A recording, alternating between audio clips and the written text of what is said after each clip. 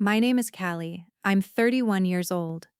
And the summer my parents flew to Maui without me, telling me I needed to stay home and care for my grandmother, was the summer I found out they had been lying to me for nearly my entire life. I remember the exact moment everything shifted.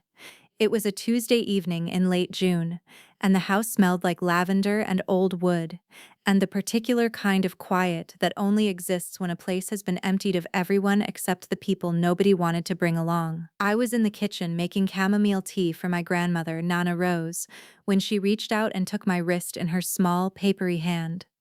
Her grip was surprisingly firm. She looked at me for a long moment, and then she leaned forward in her wheelchair and whispered something so specific, so precise, so devastating, that I had to set down the kettle before I dropped it. She said, "They knew you'd find out. That's why they left you here with me. They thought I wouldn't tell you." She paused. "But I'm 83 years old, baby, and I am done keeping their secrets. Stay with me." Because what she told me next changed everything. Before we get into this, please take a moment to like and subscribe, but only if this story truly resonates with you.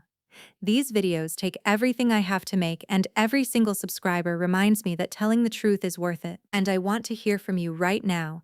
Drop your city and your local time in the comments below. It always moves me to see how far this community reaches. Okay, let's go back. Let me take you back to the summer of 1998. I was 4 years old, and we were living in a beige ranch house on Sycamore Drive in Dayton, Ohio. My parents, Gerald and Patricia Mercer, were, by all outward appearances, a perfectly ordinary American family. Dad worked in insurance, Mom did part-time bookkeeping. We had a golden retriever named Biscuit, and a minivan with a bumper sticker that said, "Proud parent of a honor roll student." The honor roll student in question was not me. It was my older brother Marcus, who was 7 at the time and had already been enrolled in a gifted program at Westwood Elementary that cost my parents $400 a semester in supplemental tutoring fees. I know that number because I found the receipts when I was 19, going through a filing cabinet in my parents' garage looking for my own birth certificate. $400 a semester, every semester, for 6 years. Marcus's enrichment, Marcus's potential, Marcus's future. I do not say this with anger anymore. I say it because it is the foundation of everything that came after, and you cannot understand a house unless you understand what it's built on. My earliest memory of knowing, really knowing, that something was different between how my parents saw Marcus and how they saw me, comes from a Saturday afternoon in October of that same year, 1998. There was a birthday party, not mine, a classmate of Marcus's named Devin, whose parents rented out the entire pump-it-up inflatable play center on Wilmington Pike. Marcus was invited. I was not, because I was too young, which is reasonable. What was not reasonable was that my parents took Marcus and left me with a neighbor named Mrs. Hutchins, who smelled like cigarettes and fed me a dinner of saltine crackers and orange juice, because she hadn't been warned I was coming and hadn't had time to shop. I sat at Mrs. Hutchins' kitchen table for 4 hours, eating crackers, while my brother bounced in inflatable castles and ate birthday cake. When my parents came home, Marcus had a goodie bag. He showed me every piece of candy in it, one by one. My parents watched and smiled. Nobody brought me anything. Nobody said, "We're sorry you couldn't come." Nobody even seemed to register that there was a small person in that house who had spent her Saturday eating crackers with a stranger. I told myself it didn't hurt. I was 4.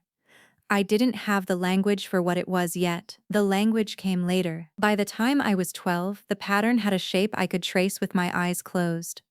Marcus got the computer in his bedroom. I had to use the family desktop in the kitchen. Marcus got a cell phone at 13. I didn't get one until I was 15 and paid for half of it myself with babysitting money. Marcus's baseball games were family events, lawn chairs, a cooler, my dad's video camera. My school choir performances were attended by my mother alone, usually late, usually leaving before the reception. "Dad had a work thing," she would say. "You understand." I always said yes. I understood. The year I turned 14, my school, Jefferson Middle in Dayton, sent home a permission slip for a week-long science camp in Yellow Springs, Ohio. It cost $350. I brought the slip home on a Monday. By Friday, nobody had signed it or mentioned it. I asked my mother at dinner. She looked at my father. My father looked at his plate. He said they'd look at the budget. The following week, I saw a charge on the credit card statement that had been left on the kitchen counter. I wasn't snooping, it was just there, for $720 to a company called Diamond Elite Sports Training. Marcus had just started private pitching lessons. I didn't go to science camp. I spent that week watching television and riding my bike around the neighborhood alone. I told myself it didn't matter. I was building a wall, brick by careful brick, between what was happening and how much I was allowed to feel about it. It's a useful skill when you're a child. It becomes a problem when you grow up and realize you've walled yourself in. By the time I was in my mid-20s, I had built what I thought was a reasonable peace with my family. I'd gone to University of Cincinnati, paid for largely through student loans and a part-time job at a campus cafe called the Morning Bell, where I worked the 5 a.m. shift 3 days a week. Marcus had gone to Ohio State on a partial baseball scholarship, with my parents covering the remaining gap, which, I later calculated from things my mother let slip over the years, amounted to somewhere between $18,000 and $22,000 over 4 years. I'm not certain of the exact figure. What I'm certain of is that my parents paid $0 of my tuition, zero, and I never asked them to. I had learned very early not to ask for things I wasn't going to receive. After graduation, I moved to Columbus, Ohio. I got a job at a mid-sized marketing firm called Veridian Creative. I had a studio apartment on the 3rd floor of a building on North 4th Street. I had a cat named Ptolemy who was gray and indifferent and perfect. I had a best friend named Deja, Deja Okafor, who was a paralegal and who I'd met at a pottery class we both signed up for on a whim in 2018, and who became the truest friend I've ever had. I had a life, a small one, but mine. My relationship with my parents in those years was cordial and careful. The way you are with a surface you've learned is slippery. I called on Sundays. I visited at Thanksgiving and Christmas. I sent birthday cards.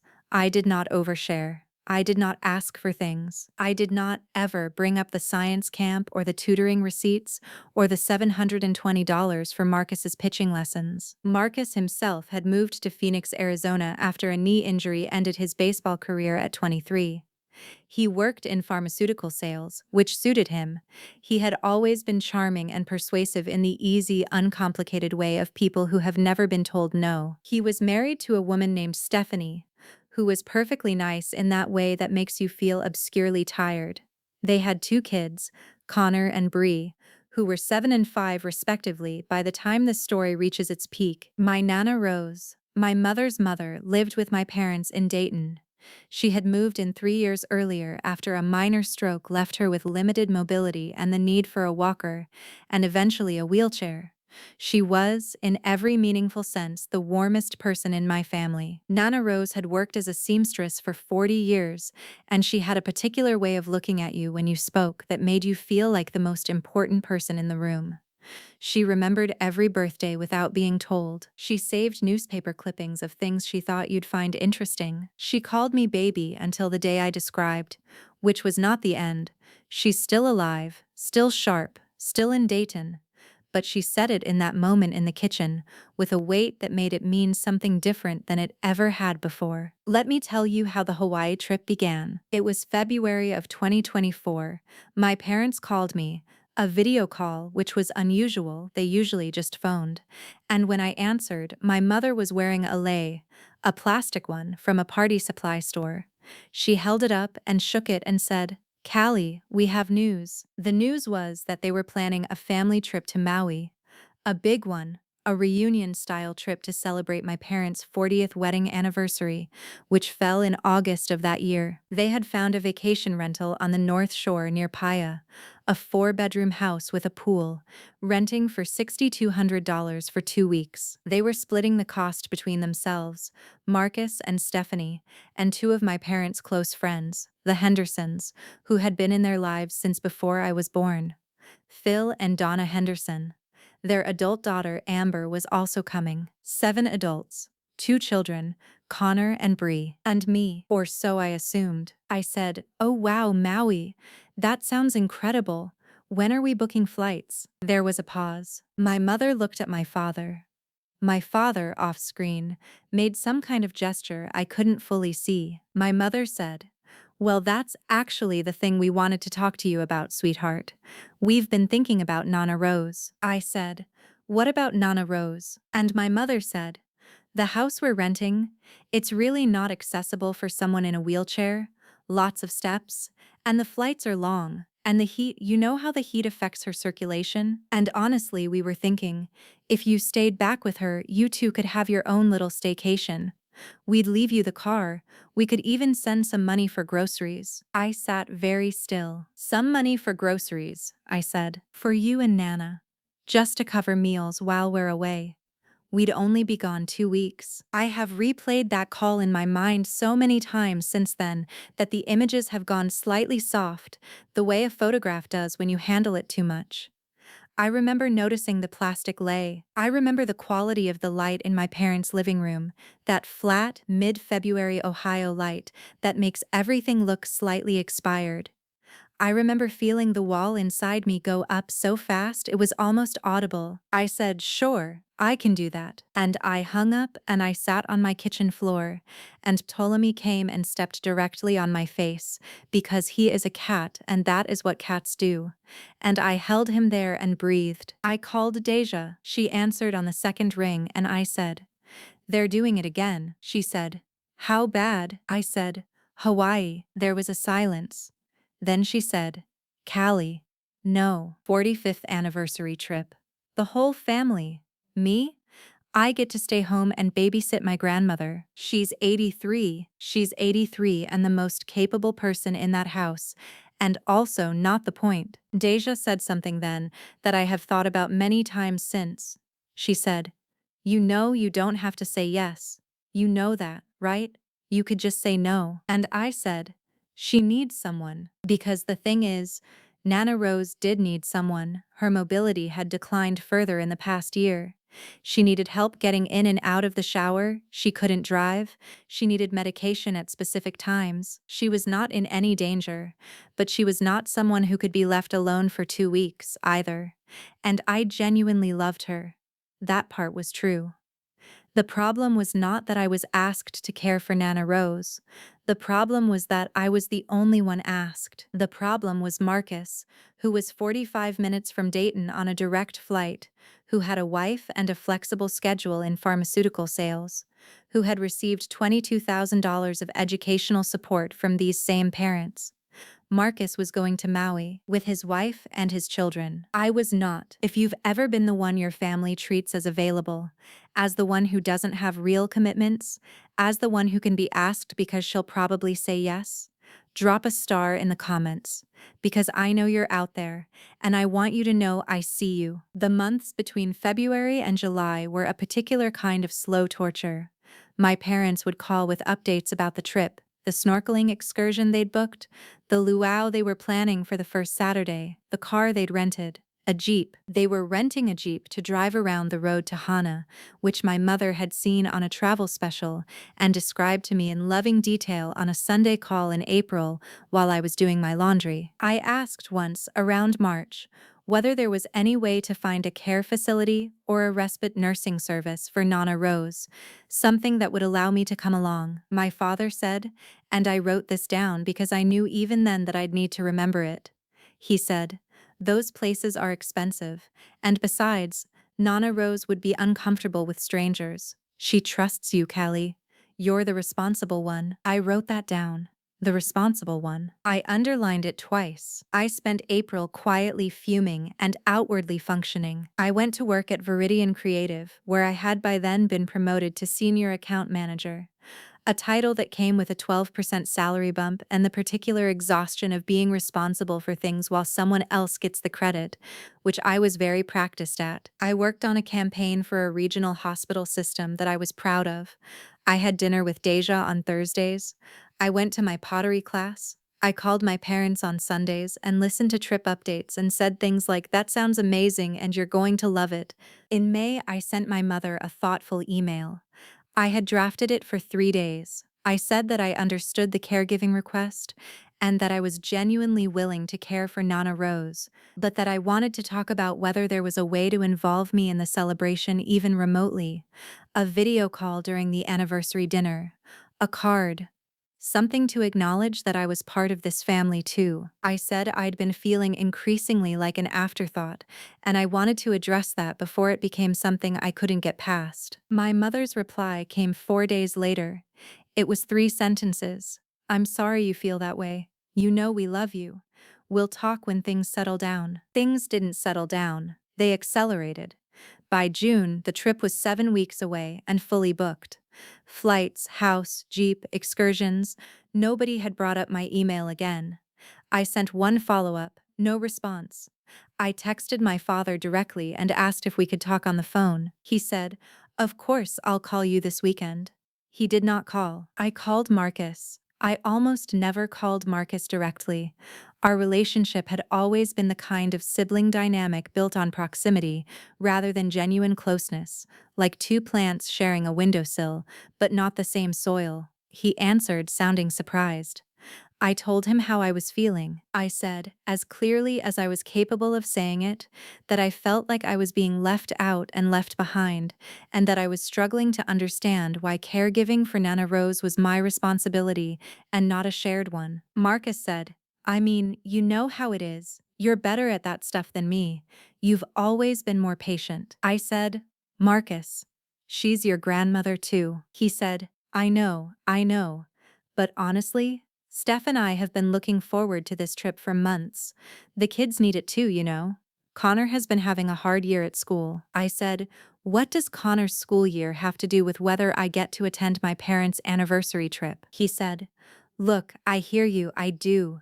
But you agreed to stay, right? So it's kind of already decided. I agreed under pressure, and because nobody gave me any other option, and because someone has to make sure our grandmother doesn't fall getting out of the shower at 2 in the morning, Marcus. That's the only reason I said yes. There was a long pause. He said, look, when we get back we'll do something. Maybe take you to dinner. I hung up. Drop a comment below if you've ever had a sibling who collected all the advantages and offered you dinner as compensation. Just tell me I'm not alone. I arrived at my parents' house in Dayton on a Sunday afternoon in late June, the 23rd specifically. They were leaving that Wednesday. I pulled up in my 2019 Civic with a duffel bag and my laptop and Ptolemy in his carrier, and my mother met me at the door and hugged me and said, oh, this is so good of you. We couldn't do this without you. I want to be precise about how that felt, because it matters for what comes next. It felt like being handed a thank you card after someone takes your wallet. The house smelled like vacation preparation, sunscreen, new luggage, the particular plastic smell of things still in packaging. There were suitcases open in the living room. My mother had laid out her resort wear on the guest bed. The guest bed that would now be mine, because she needed to figure out what to pack. There was a spreadsheet on the kitchen counter detailing Nana Rose's medication schedule, her physical therapy exercises, the number for her doctor, the nearest urgent care. I read through it carefully.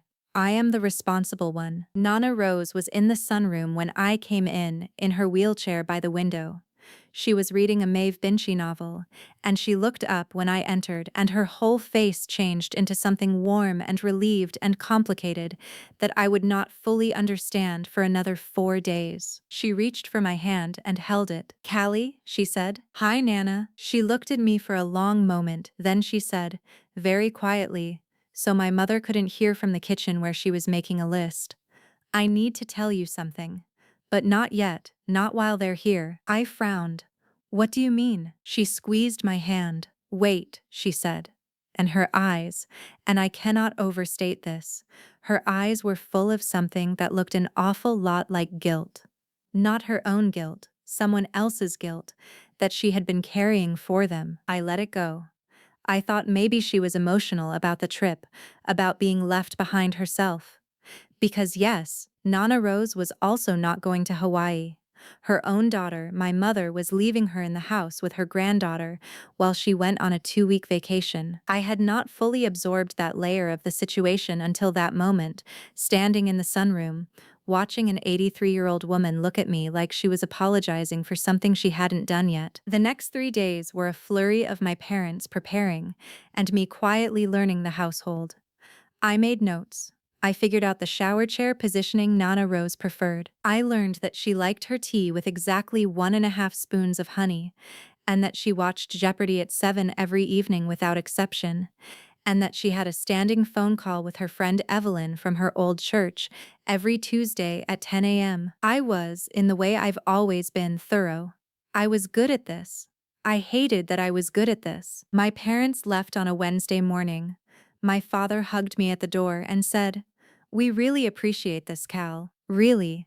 My mother hugged me longer and whispered, "You're a good daughter," which landed the way those things sometimes do, like a compliment and an apology at the same time. I stood in the driveway and watched their car pull away, heading to the airport. Marcus and Stephanie and the kids were flying in from Phoenix. They'd all meet at LAX for the connecting flight to Kahului. I stood there for a while. Then I went inside. Nana Rose was in the kitchen. She said, "Make us some tea." So I made tea. This is the part of the story that I still replay sometimes. Late at night, when the apartment is quiet and Ptolemy is a warm weight on the corner of my bed, and the city outside makes its soft nighttime sounds. I replay it because it is the moment my entire understanding of my family, of my place in it, of what I had and hadn't been given, of what had been hidden and why, reshuffled itself like a deck of cards being cut. I set the tea on the small table between us. 2 mugs, steam rising. Late afternoon light coming through the kitchen window. Nana Rose wrapped both hands around her mug and looked at me with that clear, deliberate focus that I had noticed since the moment I arrived. And she said, "How much do you know about your grandmother on your father's side?" "His mother, Eleanor." I blinked. "Grandma Eleanor? She died when I was like 2. I barely remember her." Nana Rose nodded. "She left something behind when she died. A trust. Do you know what that is?" "Of course. I work in marketing, but I'm not illiterate, Nana." A ghost of a smile. "Eleanor Mercer set up a trust for her grandchildren, both of her son Gerald's children. That means Marcus. And it means you." I set down my mug. "She designated the money for education, college, graduate school, professional development. The trustee was your father's brother, your Uncle Dennis.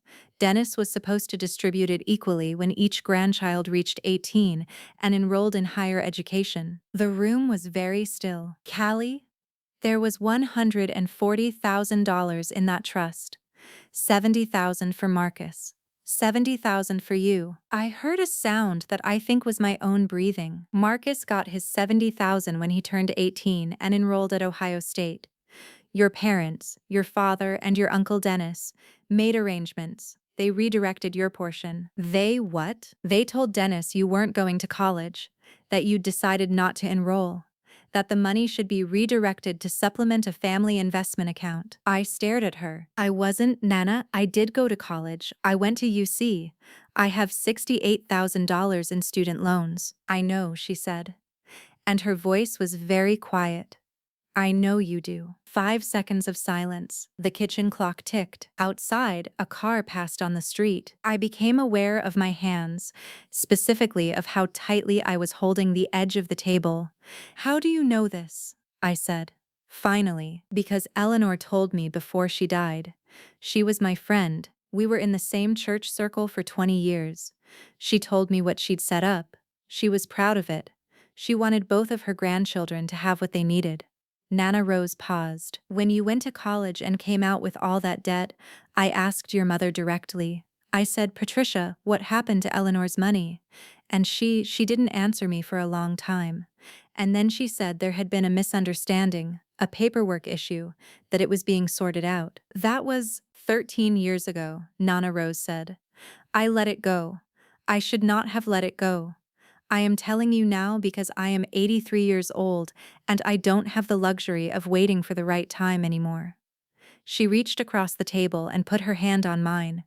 "And because they left you here. Again, they left you behind again, and I watched you come through that door with your bag and your cat and your chin up, and I thought, no, Not again, not one more time. I looked at her for a long time. Why did they take Marcus to Hawaii? I said. It was a strange thing to focus on in that moment. There were so many larger things to process. But for some reason, that was the question that came out. Nana Rose said, because Marcus knows about the trust. I went very cold. What? He's known for years, your father told him. Callie, I think they were afraid that if they brought you along, if you were all together in a celebratory, loosened kind of setting, that Marcus might let something slip, or that someone else might. Phil Henderson knew Eleanor too. They wanted you here, away, where the conversation couldn't happen. I sat back. They used you, she said simply. And I am sorry. I am so deeply sorry that I didn't say this sooner. If you've ever had the floor fall out from under a story you thought you understood, a story about your own life, your own past, your own choices that weren't entirely your own choices, type the word foundation in the comments, because that is what it feels like the foundation of a house you've been living in for 30 years has just revealed that it was never actually there. I did not fall apart that evening. I want to be honest about that, because there's a version of this story where I could describe myself sobbing or screaming or driving to the airport to confront my parents at the gate. None of that happened. What happened was that I sat at that kitchen table for a very long time, and Nana Rose sat with me. And eventually I got up and made us both a second cup of tea, and then I made us dinner. Grilled cheese, because it was what I could manage, and we ate in the sunroom while the evening settled outside. That night I didn't sleep. I lay in the guest room that smelled like my parents' house, in the bed my mother had been using to lay out her resort wear. And I stared at the ceiling, and I did math. $70,000 at 18. My student loans were $68,000 at their peak. I'd paid them down to $41,000.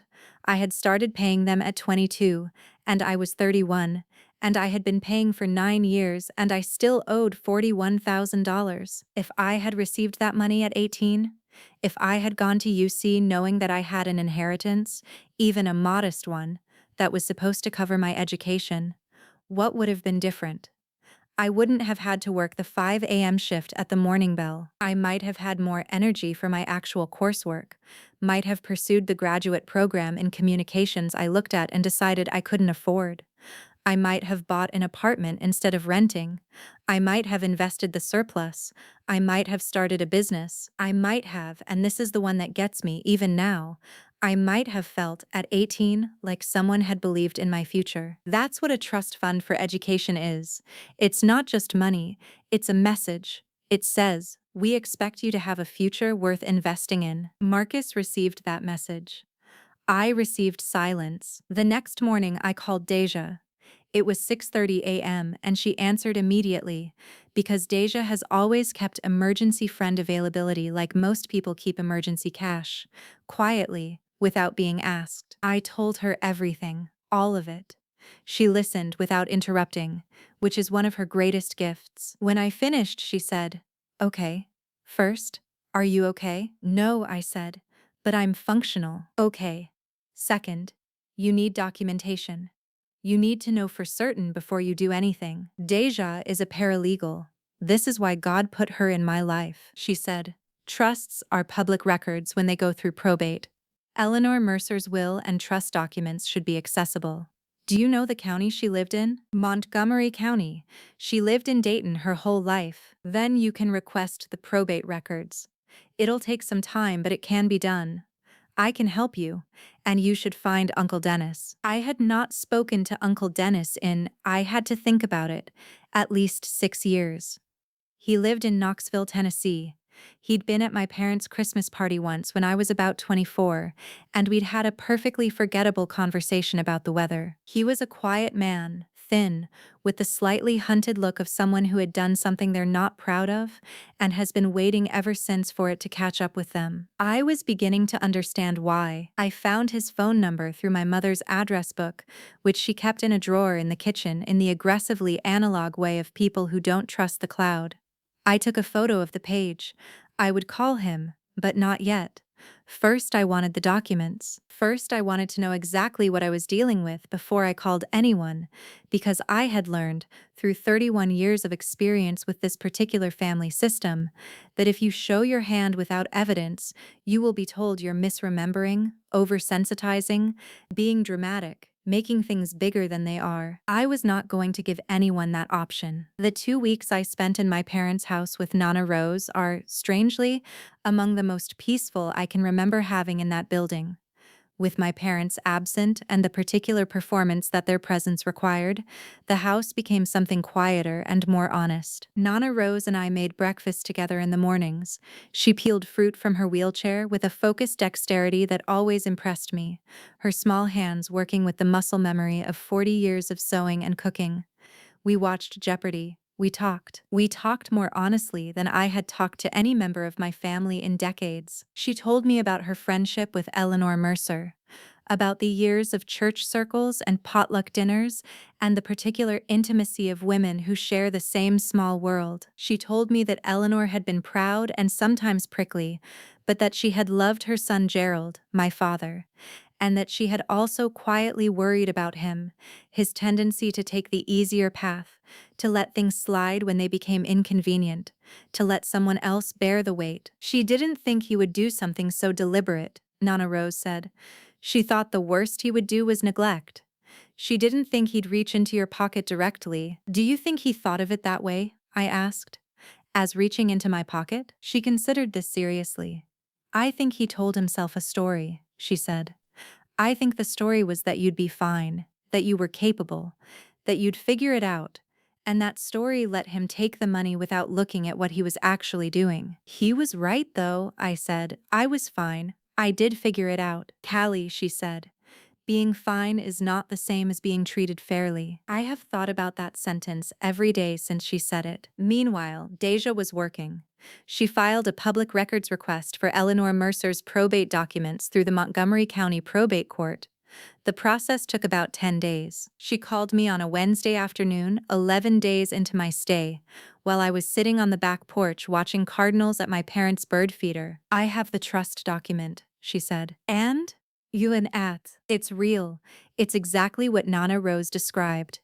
A trust established in 1994 by Eleanor Grace Mercer, naming her son Gerald Robert Mercer as a secondary trustee and Dennis Howard Mercer as primary trustee. Two beneficiaries, Marcus Allen Mercer and Caroline Ruth Mercer. Equal division, education and professional development purposes. My full name is Caroline Ruth Mercer. I go by Callie. Always have. Equal division, I said. 70,000 each. Marcus's distribution is documented. It was made in August of 2010 when he enrolled at Ohio State. Yours is also documented. What do you mean mine is documented? They didn't give it to me. I know, but there's a record of a trustee decision, a formal notation, dated September 2011, when you enrolled at UC. The notation states that the beneficiary, you, had indicated she was pursuing vocational training rather than a 4-year degree, and that per the beneficiary's informal instruction, the distribution was to be held and reassigned. Vocational training, I said. I know. I got a Bachelor of Science in Communications, Deja. I know. I have never in my life said the words vocational training. I know, Callie. That's the fabrication. That's what Dennis signed off on. And then the money. She paused. The money was redistributed to a joint account belonging to Gerald and Patricia Mercer. Your parents. The cardinals kept moving at the feeder. Red against the green of the yard. My parents' beautiful, well-maintained yard. I said, okay. Okay what? Okay. I know what I'm doing now. That evening, after Nana Rose's dinner and her medications and her evening television, I sat at the kitchen table with my laptop and wrote an email to Uncle Dennis Mercer. I wrote it carefully. I told him I had obtained the probate documents for Eleanor Mercer's trust. I told him I was aware of the notation in the record regarding my alleged preference for vocational training. I told him I had enrolled at UC in September 2011 in a 4-year communications program and had a degree to prove it. I told him I was not contacting him to threaten or to expose him, but to understand what had happened and to figure out whether it could be addressed. I did not say, "You helped steal $70,000 from me." I did not say, "I have spent 9 years paying back debt that should never have existed." I just said, "I know, and I want to talk." I sent it at 9:47 p.m. He replied at 11 p.m. The email was 2 paragraphs. The first paragraph began with Callie, and then, after a long space that I imagined rather than saw, said that he had wondered for years whether this day would come. The second paragraph said he was sorry, that he had been told I knew about the trust and had made a choice, that he should have verified directly with me, that he had not, and that he had told himself, for 13 years, that I was fine and that it had all worked out. Being fine is not the same as being treated fairly. He said he was willing to do whatever was needed to make it right. I closed my laptop. I sat in the kitchen for a while. Then I went and checked on Nana Rose, who was asleep with her Maeve Binchy novel open on her chest, her reading glasses still on her nose. I took the book and marked her page and set it on the nightstand. I took off her glasses and folded them and set them beside the book. She didn't wake up. I stood in the doorway of her room for a moment. "Thank you," I said quietly to the sleeping figure of my grandmother. Then I went to bed, and for the first time since arriving in Dayton, I slept. My parents came home from Maui on a Tuesday afternoon in early August. They were tanned and loud with the particular exuberance of people who have just had a wonderful time somewhere and are still living inside it. My mother came in the door with a shopping bag full of gifts, Kona coffee and macadamia nuts, and a small linen tote with Aloha printed on the side. She handed me the tote. She handed Nana Rose a scarf, silk blue, that was actually quite beautiful. My father hugged me and said, "Thanks again, Cal, you're a lifesaver." Marcus and Stephanie had sent photos from the road to Hana. I had received them in a group text that I was technically part of but had mostly muted. Turquoise water, waterfalls, Connor in snorkeling gear, gap-toothed and grinning. I watched my parents move through the house, unpacking, exclaiming over things, filling the space with their noise and their tans and their contentment. I watched them, and I thought, they do not know that the ground beneath this house has shifted. I had spoken with Deja every day. I had exchanged 3 more emails with Uncle Dennis. I had spoken once by phone with a trust and estates attorney in Columbus named Meredith Crane, who Deja had recommended. Meredith was brisk and precise, and she told me in 30 minutes on the phone that I had grounds to pursue a claim against the trust for improper distribution based on fraudulent documentation, specifically the false notation regarding my enrollment status. She said it was complicated, that a case like this in probate court could take time and would depend on what Dennis was willing to attest to. She said it would also likely be costly and that the recovery amount might be reduced by legal fees. Then she said, "Before we go to litigation, is there any possibility of a private settlement? Does the family have assets?" I thought of the Maui house. $6,200 for 2 weeks. I thought of $22,000 in college support for Marcus. I thought of $720 for pitching lessons while I ate crackers at a stranger's kitchen table. I said, "I think there might be a conversation to have first." Meredith said, "Often the better path. Try to negotiate privately before making anything formal. It preserves relationships, or at least it makes the decision to not preserve them a conscious choice." I thanked her. I made a call to Marcus. I said, "I need you to be at Mom and Dad's the Sunday after they get home. Don't say why, just be there." A pause. "Callie, what's going on?" "Just come, Marcus." Another pause. "Are you okay?" "Come and you'll find out." He came. He and Stephanie and the kids drove up from Phoenix. Well, they flew, they wouldn't drive that, but they came up from the Columbus airport in a rental car that Sunday afternoon, 4 days after my parents got back. My mother had made a roast. It was, in its way, a perfectly ordinary Sunday family dinner, except that I had asked Deja to be present. I'd explained everything to my parents by saying that I'd been leaning on Deja during the 2 weeks and wanted her there, And Nana Rose was at the table, which was not always the case. We ate. We talked about Maui. Marcus showed photos on his phone. My mother told the story of the luau 3 times in slightly different versions. Connor spilled juice and nobody made a big deal of it. Bree fell asleep against Stephanie's arm before dessert. Then I said, I want to talk to everyone about something. Is that okay? The table went quiet in a particular way. The way that happens when the person who is usually quiet says something. My father said, Of course. What's on your mind? I said, I know about the trust. I had rehearsed this moment. I had thought about how to say what I needed to say in a way that was clear and firm and not unkind. Deja had helped me. We'd even, slightly embarrassingly, done a kind of run-through one evening on a video call, where she played various family members and I practiced staying level. What I had not prepared for exactly was how quickly the room would change. My father's face, his tanned, Maui relaxed face, went through several expressions in about 3 seconds. The first was confusion. The second was something I can only describe as recognition. And the third was very small and very fast, but I caught it, was fear. My mother said, What trust? And my father said, Patricia. Just her name. And she stopped. Marcus looked at his plate. I said, Grandma Eleanor set up a trust in 1994. $140,000, split equally between Marcus and me. Marcus received his share in August 2010.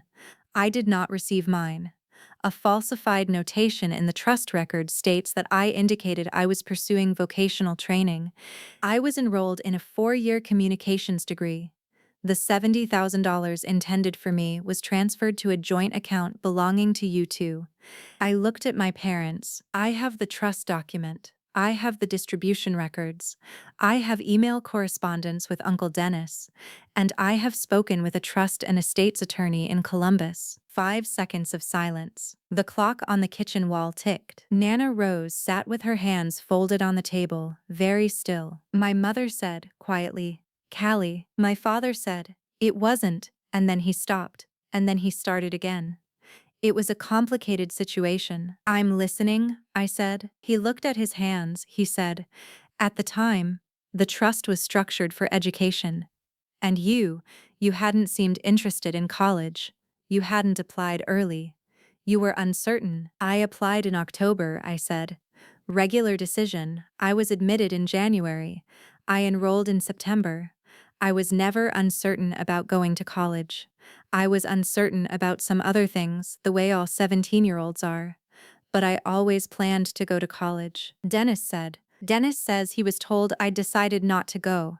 He was told that by you. He should have verified. He didn't. He acknowledges that. My father was quiet. My mother had her hand over her mouth. Marcus said very quietly to the table, I didn't know it happened that way. I knew about the trust. I didn't know what they'd told Dennis. I looked at him. I believed him. I don't know why, but I believed him. Maybe because the shame on his face was specific and genuine, not the shame of being caught, but the shame of realizing you've been benefiting from something without examining where it came from. I said, I know you didn't plan it, Marcus. I don't think any of you sat down and decided to defraud me. I think Dad needed money. I think the trust was there. I think I seemed fine. I think you all told yourselves the story where I was fine, over and over for 13 years. And I think every time I showed up and helped and didn't complain and didn't ask for things, it confirmed that story. I looked at my parents, but I wasn't fine. I had $68,000 in student loans. I worked the 5 a.m. shift 3 days a week for 4 years, while Marcus had his college experience paid for by this family's resources. I did not get to go to Hawaii for your anniversary. I stayed home and cared for Nana Rose, which I would have done regardless, because I love her. But the reason you asked me is because you've always known I would say yes. You've always known that I'm the one who carries things. You just never asked why. My mother was crying, quietly, with her hand still over her mouth. My father was not crying. He was doing something harder. He was sitting with it. He was letting it be true. He said, I'm sorry, Callie, just that. 3 words. I said, I know. Then I said, here's what I want. I want the $70,000, not as a gift, not as a loan, as the distribution that was always mine. I've spoken with Meredith Crane about how this can be structured privately, between us without going to probate court. Dennis has already agreed to provide an amended attestation that corrects the fraudulent notation. Meredith says a private agreement, documented and notarized, is entirely possible. That's what I'm asking for. That and an honest conversation about everything else: the summers, the tutoring, the science camp.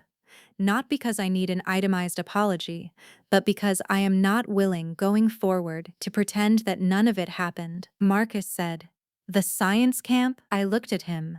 I'm 31 years old, Marcus. I still think about the science camp. He closed his eyes briefly. He nodded. My mother said, "Of course. Of course, Callie. Whatever you need." God, of course. My father said, "We'll make it right." Nana Rose had not said a word, but when I glanced at her, she was looking at me with an expression I had never seen on her face before, not in all the years of Jeopardy and chamomile tea and marked pages in Maeve Binchy novels.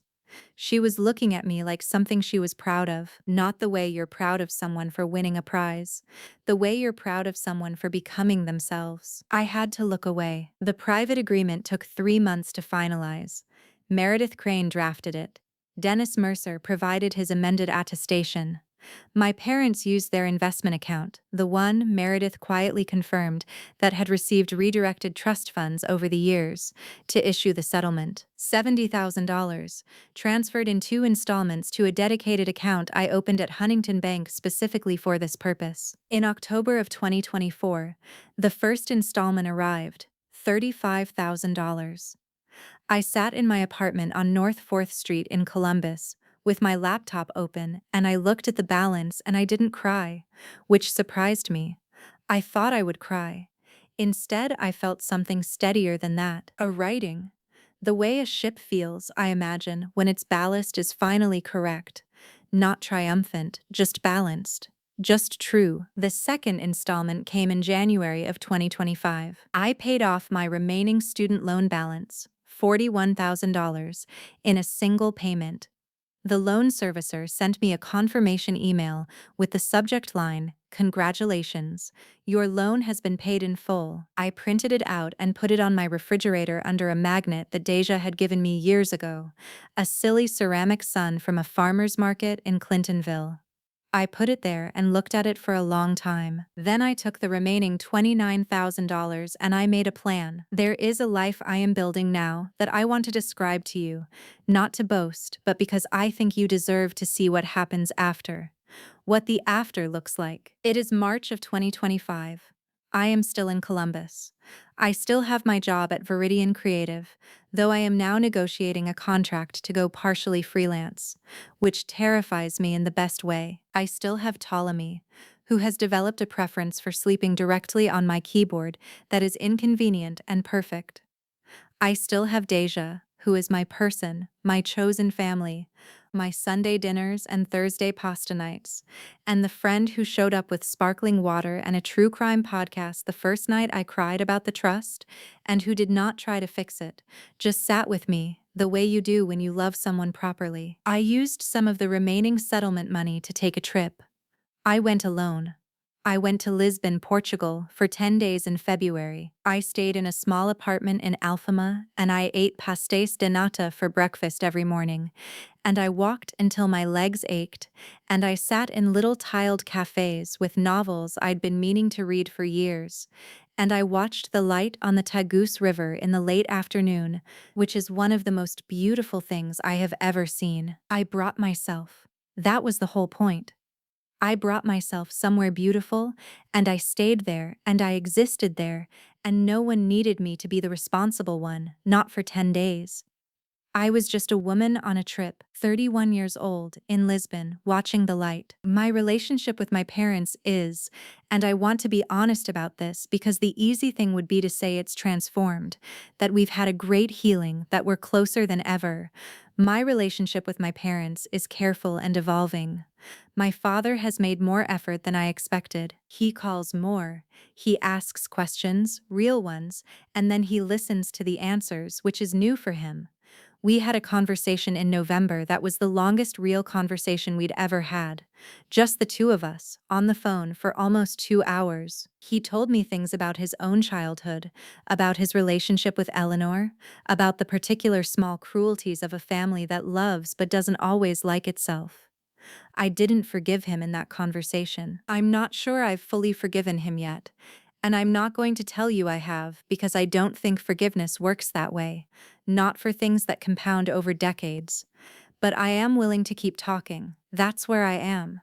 I am willing to keep talking. My mother sends me things in the mail. This sounds small, but it isn't. She sends articles she thinks I'll find interesting. A clipping about a Lisbon museum, a recipe for something she thought of when she thought of me, a card with no occasion, just thinking of you. She is, in her way, trying to learn a new language. A language of noticing me.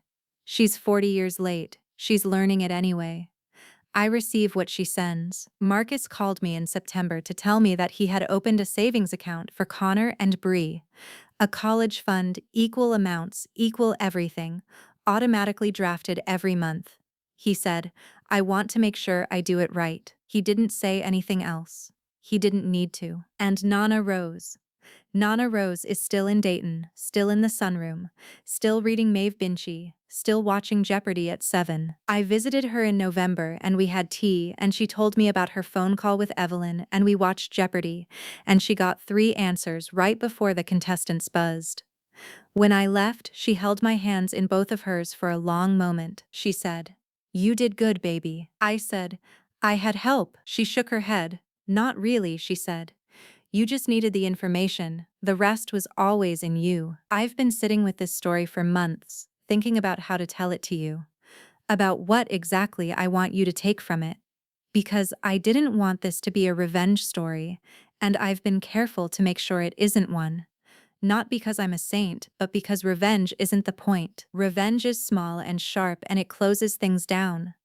What I wanted was something else. Something more like architecture. Here's what I mean by that. For most of my life, I built things inside myself. Walls, compartments, careful structures that let me function in a family system that was not built for me, that treated me as the load-bearing wall while treating Marcus as the showpiece. I became very good at bearing load. It's not a bad skill, but for too long I told myself that bearing load was the same as being strong, and it isn't. Being strong is different.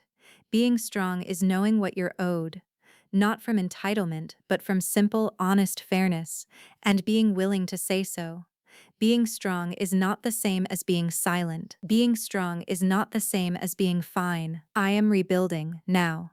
Not the walls, I'm taking those down, slowly. The way you renovate a house you've lived in a long time. Carefully, room by room, with full awareness of what might be structural and what's just old paint that needs to go. I am rebuilding my relationship with my own anger, which I had sealed away for so long I forgot it was there. I am rebuilding my capacity to ask for things, to say clearly and without apology, this is what I need, this is what I am owed, this is my portion. Nana Rose gave me the information. Deja gave me the strategy. Meredith Crane gave me the legal framework. But the thing I gave myself, the thing nobody else could give me, was the willingness to stop protecting people who were not protecting me. That's it. That's the whole lesson if there is one. You cannot build your future on the foundation of someone else's comfort with your silence. You have to be willing at some point to speak, not to harm, not to retaliate, just to say I was here, I was always here, and I deserved more than this. So here I am, in my apartment, 31 years old. Student loans, 0. Cat, still a jerk. Best friend, a phone call away. The Tagus River in my memory, golden in the late afternoon light, building something. If this story moved you, if any part of it felt like it lived near something true in your own life, please subscribe. Not because I'm asking you to, but because if stories like this reach you, there are more of them. More chapters of this kind of careful, quiet reckoning, more people who are done being the load-bearing wall. And I want to keep telling them. Drop a comment and tell me, what's your version of the science camp? What's the thing from however far back that you told yourself didn't hurt? I want to know. I read everything, and if you know someone who needs to hear this, someone who is the responsible one, someone who always says yes, someone who has been told they're fine so many times they started to believe it, send this to them, not with a message. Just send it, they'll know why. Check the description for a link to another story, one I think you'll need if this one reached you. I'm Callie, this is my life, and I am, for the first time in a long time, exactly where I want to be.